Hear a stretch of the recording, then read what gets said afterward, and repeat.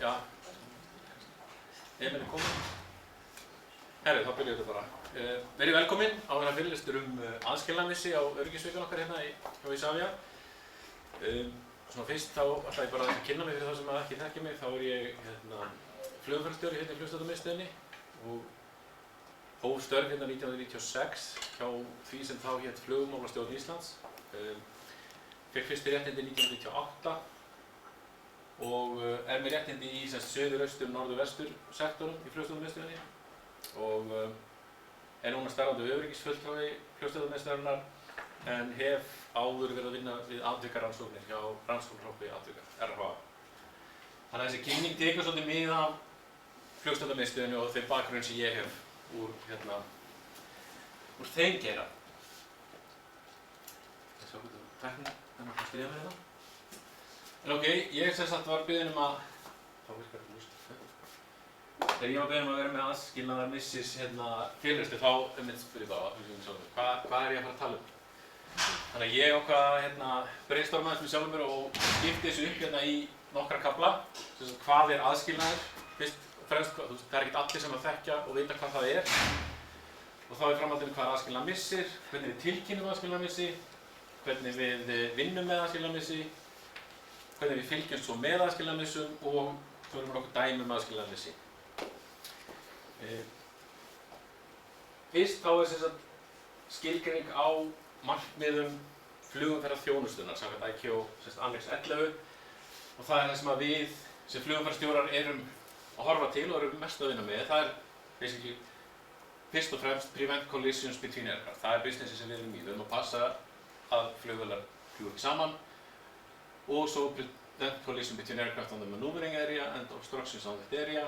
Svo koma næstu markmið sem eru þessi expedite, maintain orderly flow, provide advice og hjálpa til við search and rescue. En svona fyrst og síðast í raun og veru erum við að passa að aðskilja flugvélar. Að þær sé ekki ofan á hver annarri. Aðskilnaðarreglur sem koma frá ICAO og þar er grúppa sem heitir Separation and Airspace Safety Panel, eða SASP og þar eru fjölmargir sérfræðingar sem að koma saman. ICAO ákveður og hvað að það er nú að búa til nýjan aðskilnað. Það er kannski komin eitthvað ný tækni bara í flugvélum eða á jörðinni og ICAO segir nú að búa til nýjan aðskilnað og þá tekur þessi grúppa, fær þessi grúppa svona job card sem segir þetta er búnaðurinn og við viljum fá einhvern aðskilnað út frá þessu. Bjarni Stefáns sem vinnur hann var í þessari grúppu sem fulltrúi alþjóðasamtaka flugumferðarstjóra en hann er því miður ekki lengur í þessari grúppu en grúppan er þá starfandi. Og það er óbáslega mikil starffræðileg vinna sem liggur á baki aðskilnaðarlágmörkum til þess að finna út hversu nálægt flugvélar mega vera hver annarri án þess að hætta sig á árekstri. Og SASP vinnur rosalega mikið með bara þetta konsept að risk of collision megi ekki vera eitthvað ákveðið. Það er allt út frá því að það er bara minnka líkurnar af því að tvær flugvélar fljúga saman. Og til þess að gera það þá erum við með klippa úr vinnupappír frá SASP. Bara svona, þetta kemur á prófunu.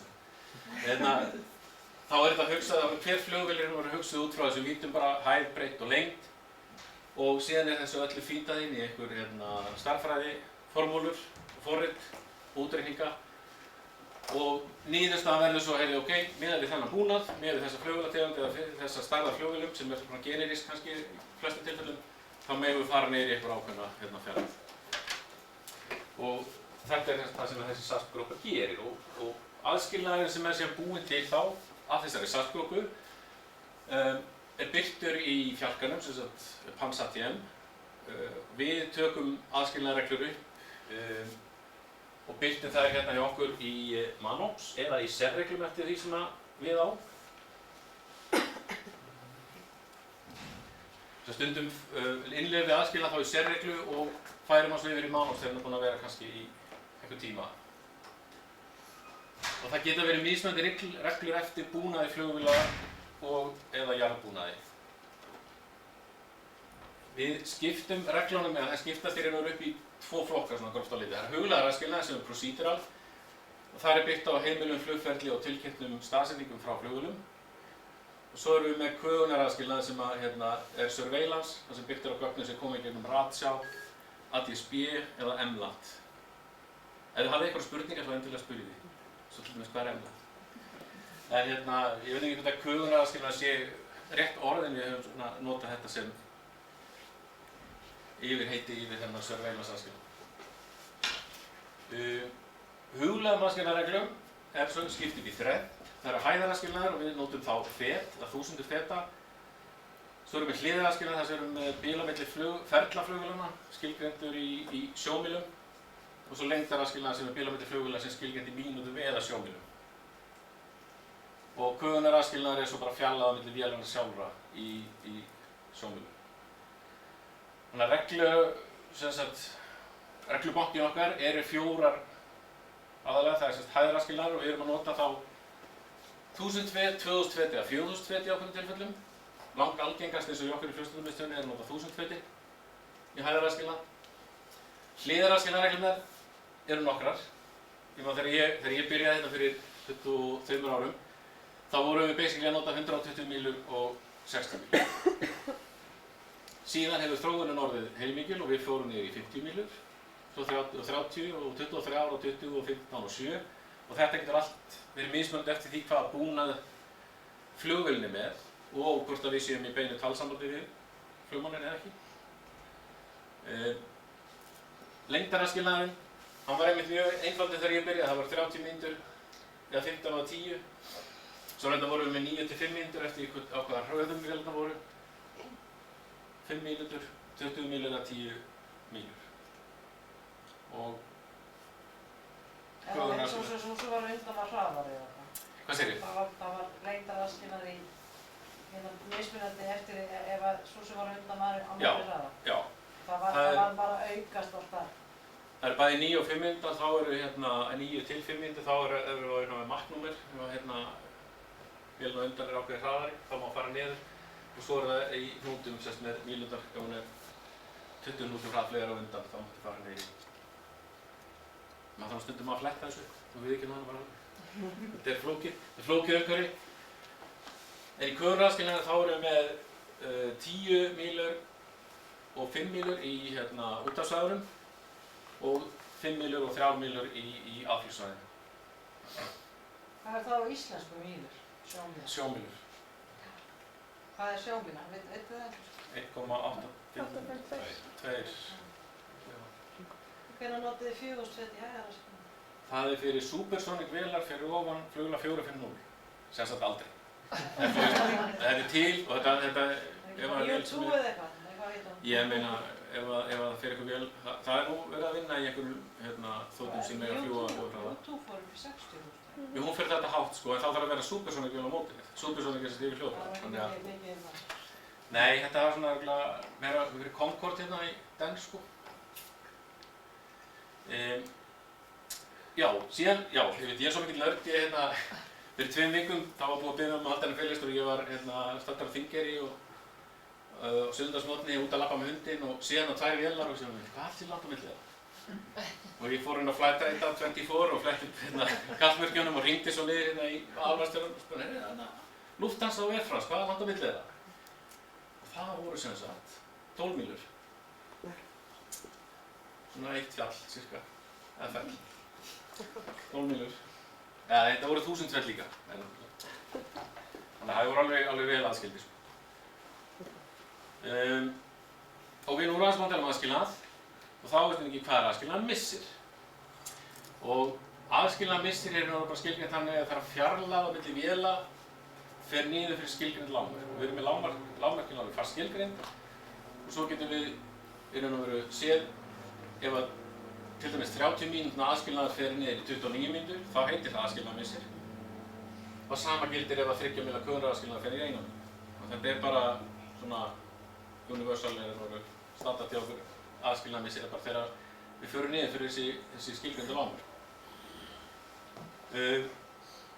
Og þetta náttúrulega getur verið mjög erfitt fyrir flugumferðarstjóra að lenda í aðskilnaðarmissi og það getur þetta leyst það viðkomandi af og jafnvel bjóð upp á jafningja stuðningi eins og heitir á íslensku held ég. Critical Incident Stress Management. Það er alveg dæmi það að flugumferðarstjóri missir niður aðskilnað, var ekki leystur af og stuttu seinna lendir hann kannski í öðru atviki eða öðrum aðskilnaði. Þannig er það að hugsa hvað gerði ég, hvað fór úrskeiðis, hvað gerði ég vitlaust. Það þarf ekki nefnilega að vera. Alvarleikinn fer svo eftir því hver raunveruleg fjarlægð var á milli vélanna og líka einnig hvort var að ræða stjórnaraðstæður eða ekki. Það er að segja hvort að flugumferðarstjórinn var að beygja vélni, hann beygði henni kannski, hefði átt að beygja henni 5 gráður viðbót og þetta aðskilnaður fór niður í 9,8 mil í staðinn fyrir 10. Það er þannig stjórnaraðstæður sem við erum með. Svo getur aðskilnaðarmissi verið að völdum flugumferðarþjónustunnar, flugumferðarstjórana, flugmannanna eða jafnvel utan að koma til þátta, mögulega vegna veðurs.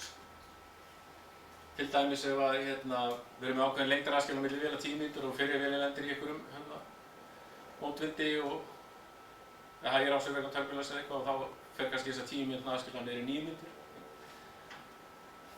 En mögulega hefur það áhrif þá að vélarskimur fyrir aftan líka og þetta helst. Þetta er svona svolítið utopía sko, við erum ekki með aðskilnaðarmissa skilgreinda sérstaklega eftir alvarleika í einhverja flokka eins og við stefnum að því að reyna að skilgreina aðskilnaðarmissa eftir því hversu alvarlegt atvikið var og hvort það hafi í raun og veru haft einhver áhrif á öryggi eða ekki. Þess að aðskilnaðarmissi getur alveg átt sér stað án þess að hafi endilega áhrif á öryggi. Þess aðsnaðlega það kannski hljómar. Svo það tilkynningarnar. Okkur er skylt að tilkynna atvik sem kunna hafa stefnt öryggi lofts í hættu. Það er reglugerð krafa, það náttúrulega innifelur aðskilnaðarmissi. Og tilkynningarkerfið okkar virkar þannig að við erum með svona Safety Occurrence Report eyðublað sem við köllum ESOR, þetta er svona elektrónískt, þetta er eyðublað sem er á vinnutölvunum inn í sal og í sendistofunum þar sem að flugumferðarstjórar geta komið á tilkynnt atvik. Og tilkynningin ESOR-ið fyrir þá 2 leiðir. Fyrst að ferða til aðalvarðstjóra og aðalvarðstjórinn sér að upplýsa utanaðkomandi aðila sem eiga að fá og á innanhús. Það er krafa reglugerð að við tilkynnum til Samgöngustofu atvik og aðskilnaðarmissa innan 72 klukkutíma frá því að atvikið var. Það er rannsóknarnefnd samgönguslysa fær tilkynninguna, Samgöngustofa og svo deildarstjóri. Þetta er með innanhús hérna. ESOR-ið fer síðan líka alveg sjálfstætt bæði til aðalvarðstjóra og til rannsóknarhóps atvika og rannsóknarhópurinn útbýr tilkynningu aðskilnaðarmissi þar sem að koma fram svona helstu staðreyndir málsins. Það er bara hvaða flugvélar áttu í hlut og hver var fjarlægðin. Þetta er svona initial investigation sem að bara það fyrsta sem við vitum er sent í þessa tilkynningu og tilkynningin er send til Samgöngustofu og rannsóknarnefndar samgönguslysa og til þá deildarstjóra og þeirra sem við eiga. Hvernig vinnum við svo með aðskilnaðarmissi þegar búið að tilkynna? Við erum alltaf að vinna bara eftir reglum og reglugerðum og í Evrópureglugerðum sem við erum að vinna eftir og náttúrulega ICAO líka, þetta er það sama. Þetta er bara rauði þráðurinn í gegnum þessar reglugerðir sem að fjalla tilkynningu atvika og rannsóknir. Það er það að the prevention of accidents and incidents and not to attribute blame or liability. Þess að það var ekki að nota rannsóknina okkar til þess að skamma fólk eða ávíta á einhvern hátt. Á flugleiðsögusviðinu þá erum við að vinna í því að innleiða samkeppnisstefnu, Just Culture, sem á þá við þá sem að tilkynna atvik þeir njóta ákveðna verndar í samræmi við þessa stefnu. Þetta er í reglugerð 376 á Evrópusambandinu. Rannsóknarhópurinn sér rannsókn á aðskilnaðarmissum innanhús og hefur meðal annars aðgang að upptöku talviðskipta. Og það er náttúrulega svolítið viðkvæmt atriði þessi talviðskipti af því að fólk getur verið að tala bara hvað sem er í vinnustöðu og við líka þessi rannsóknarhópurinn hefur aðgang að umhverfishljóðan, það er umhverfisupptökur, þannig að öll samskipti og allt sem fólk segir inn í salnum er tekið upp. Rannsóknarnefnd samgöngur til þess að hún tekur allar þessar tilkynningar og þeir geta ákveðið hvort að þeir opna sína eigin rannsókn.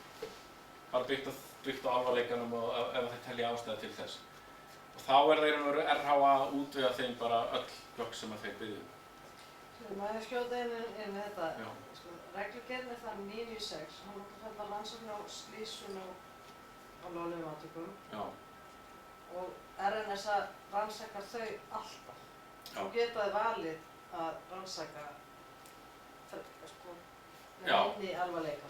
Já, einmitt. Eins og segi, þeir hafa skyldu til þess að rannsaka ákveðin atvik og svo geta valið að skoða fleiri. Svo er það ferli rannsóknanna, eftir að ESORið er komið þá er þetta skráð í gagnagrunn sem heitir ECCARS. Það er gagnagrunnur sem Samgöngustofa hefur aðgang að, en það er ekki skráðan einar persónuupplýsingar, þetta er bara facts og analysis, bara staðreyndir málsins. Svo erum við heilmikla gagnaöflun og greiningu, þess að uppspilin talviðskeyta skiptir rosalega miklu máli og uppspilin köfunargagna til að sjá hver fjarlægðin var á milli vélanna, hvað var sagt í flugmennina, uppspilin úr fluggagnakerfunum okkar, bæði TAS og FTPS. Við getum tekið viðtöl við aðila máls og óskað upplýsingar frá flugrekendum. Við höfum einnig líka verið að senda, við erum með kontaktaðila hjá stærstu flugfélagunum, þess að við getum sendt og óskað eftir upplýsingum ef það er eitthvað atvik sem að verður. Og við teljum að flugmaðurinn hafi átt eitthvað þátt í því. Svo erum við uppleitingar í skjölum sem er oft á tíðum tímafrekur hluti rannsókna en getur skipt rosalega miklu máli. Að fletta í reglunum, hvað segir reglan, þetta regla sem getur við heimfært einhvern annan aðskilnað á þann, ef það er aðskilnað missir, þetta heimfært á einhvern annan aðskilnað. Það er ýmislegt þarf að skoða. Við útbúum síðan uppkast að lokaskýrslu og það er sent í yfirlestur hjá aðilum málsins og viðkomandi deildarstjórum. Og innan 3 mánaða þá eigum við að vera búin að gefa, RH að vera búin að gefa út lokaskýrslu með tillögum til útbóta ef við á. Og svo er afrita lokaskýrslu send á viðkomandi vinnustað og allar lokaskýrslur aðskilnað ef það er að verða völdum flugumferðarþjónustunnar þá kynnum við þær á kjarnafundum. Það er svona lesson to be learned parturinn af því að kynna upplýsingarnar og alltaf bara að koma í veg fyrir að þetta gerist aftur.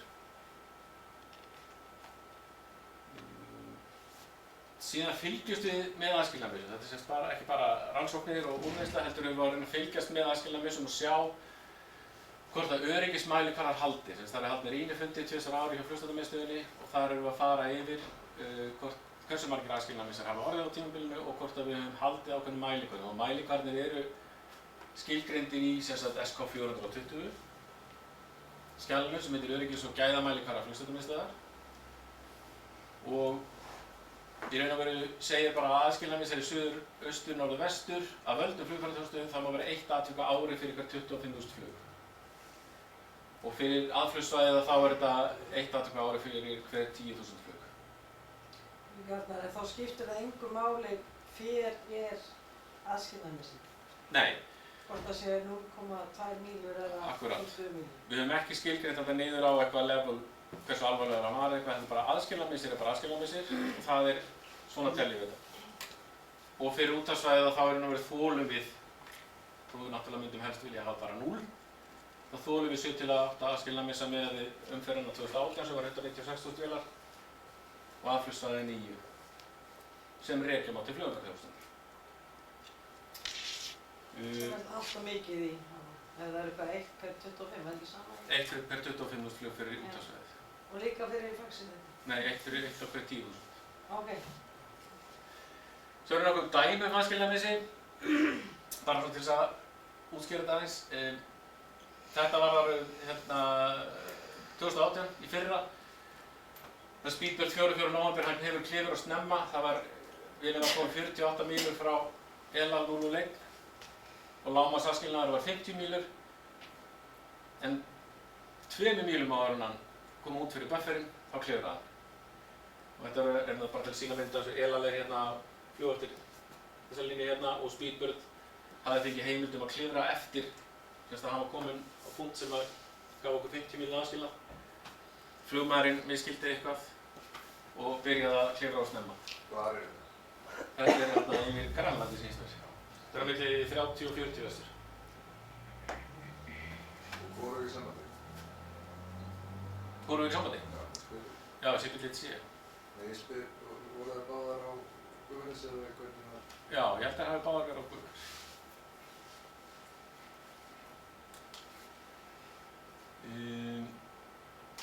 Og þannig að sjá því, ég meina þetta þarf ekkert, þú veist, 2 mílur. Það munar 2 mílum að við getum sagt að þetta var ekki aðskilja með sér, en þetta var aðskilja með sér. Og hann er bara skilgrætt hjá okkur. Í fyrra líka þá var semst aðskilnaður sem féll niður á milli American 135 og Condor 026. Flugfarstjóri var að beygja American frá til þess að geta klifrað á honum. Og þegar hann hóf klifur og þá beygði vélinn í átt að Condornum og ég get sýnt ykkur mynd af þessu líka. Minnst fjallað var 9,1 míla, þessi lágmarksaðskilnaður er 10. Þá semst voru þeir á sama trakkinni hérna.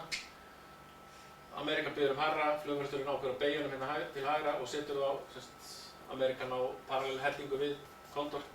Byrjar að klifra, eitthvað gengur ekki upp flugmannsmegin öllum líkindum og hann fer og beygir í átt að Condor. Og hann skilnaði vel niður.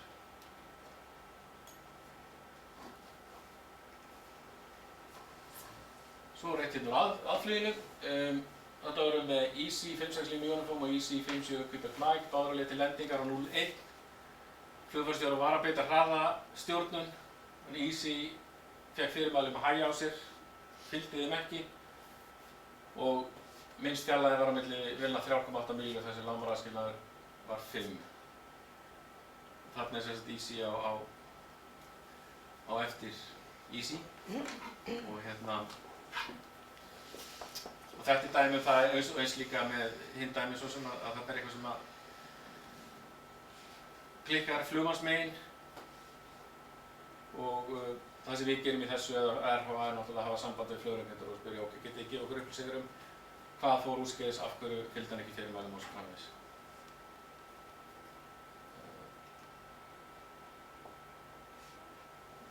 Já, þarna átti að koma mynd, þessar 2, en það kom ekki. Þeir sem þekkja Úbelingin vita hvað ég er að tala um. 2002, það skullu 2 vélar saman og við erum náttúrulega í þeim business að passa vélarnar og halda þeim aðskildum og það er það sem við viljum gera alla daga, alltaf. Þarna fór eitthvað úrskeiðis í miður, og hjá mér, myndin kom ekki. Þetta átti að enda með svona rosalega Kannski bara ágætt að hún kom ekki? Já, ég held það. En við getum kannski bara edita hann inn í vídeóið eftir þarna.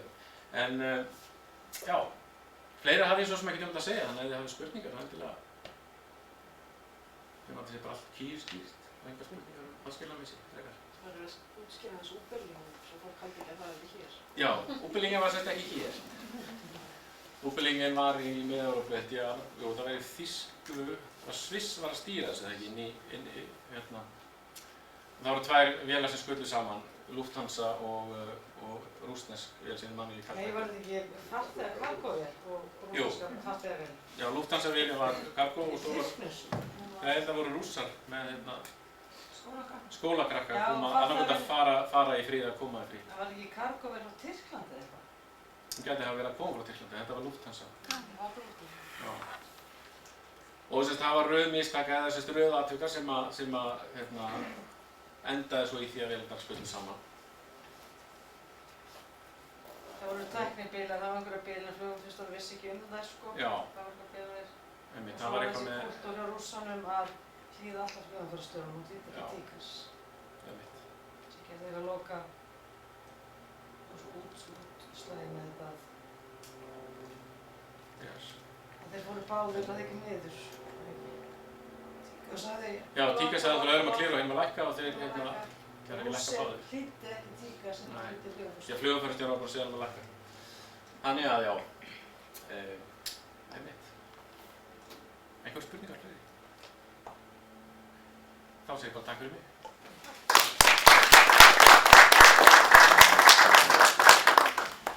Ég mistan brandbóttur húsið.